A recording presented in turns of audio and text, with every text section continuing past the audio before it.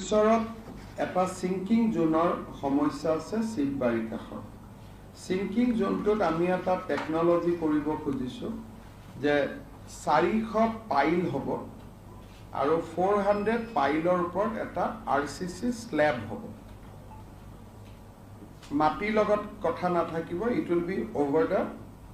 soil তাৰমানে এতিয়া আৰু মাটিটোৰ লগত এটোত কথা নাথাকিব এ প্লেট আৰসিসি প্লেট উইল বি কনস্ট্ৰাক্টেড আৰু there will be 400 piles 400 পাইলৰ ওপৰত there will be a plate for that 250 meter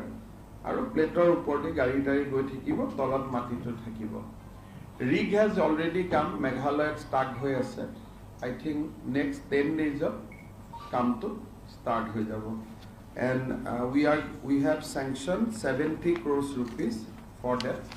sinking zone repairing তার পিছত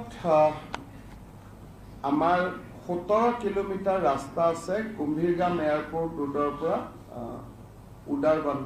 উদাৰবন LSC লৈকে তাতো ৰাস্তাটো অলপ ঠিকঠাক কৰিব লাগে তাৰ কাৰণেও আমি ফান্ড স্যাংশন কৰিছো ইয়াৰ পিছত